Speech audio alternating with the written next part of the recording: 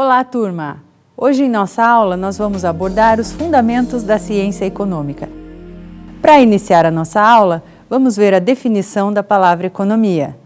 A palavra economia origina-se do grego oikos nomos, em que oikos significa casa ou patrimônio e nomos, regra ou norma. Etimologicamente referia-se à administração doméstica. Com o intuito de dar uma nova conotação, acrescentou-se à palavra economia o adjetivo política, do grego polis, cidade. Dessa forma, deixava-se claro que a economia tinha como objetivo específico a sociedade, e não o indivíduo ou a unidade familiar. Em nosso cotidiano, nós nos deparamos com questões relacionadas à economia e que em muitos casos nem prestamos muita atenção, mas que afetam nossa tomada de decisão para consumo, para produção, bem como no ambiente de negócios. São questões como: por que o desemprego está aumentando? Como estimular o crescimento econômico? Como estimular a realização de investimento por parte das empresas? Ou por que a inflação está aumentando?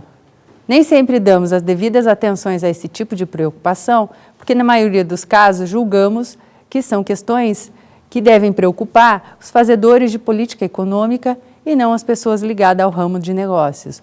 No entanto, quem vai atuar em empresas, quem vai atuar no setor de negócios, no setor produtivo, certamente se deparará com essas questões, entre outras ligadas à economia.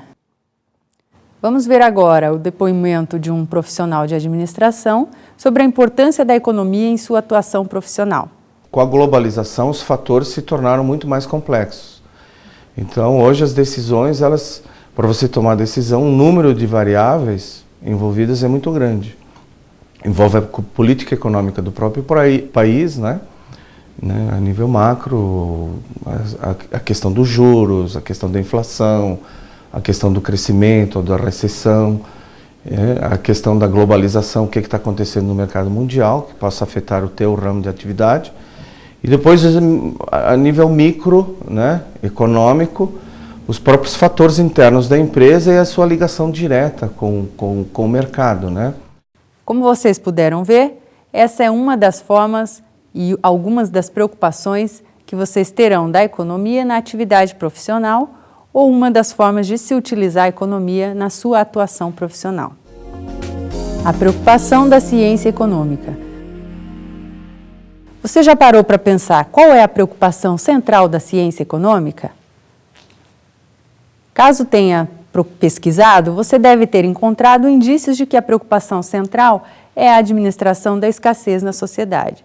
Quando falamos de escassez, estamos nos referindo à limitação dos recursos existentes para a satisfação das necessidades ilimitadas da sociedade.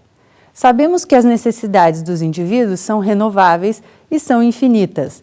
Comemos todos os dias, nos vestimos todos os dias e precisamos sempre de coisas novas. Portanto, nossas necessidades são ilimitadas. Jamais estamos satisfeitos com o que temos, queremos sempre mais. Por outro lado, os recursos existentes para satisfazer essas necessidades têm limitações.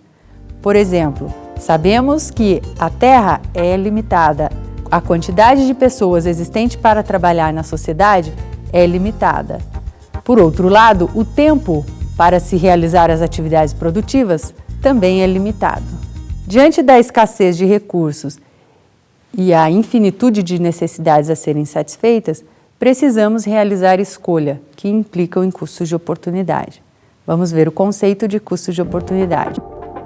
Custo de oportunidade ocorre quando você abre mão de algo para obter outra coisa. Por exemplo, ao escolher produzir alimentos, uma sociedade pode, como custo de oportunidade, ter que deixar de produzir vestuário. É importante observar que o custo de oportunidade não é apenas monetário. Ele envolve, por exemplo, o tempo.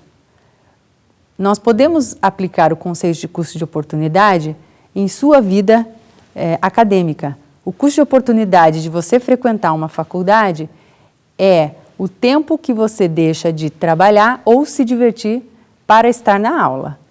Ou o tempo que você deixa de trabalhar e se divertir para realizar os trabalhos nos finais de semana. Portanto, seu custo de oportunidade de frequentar as aulas é deixar de se divertir. O método de estudo da ciência econômica. Para entender melhor as preocupações da ciência econômica, nós precisamos compreender os métodos de estudo dessa ciência. Antes de mais nada, vamos definir o que é a ciência econômica.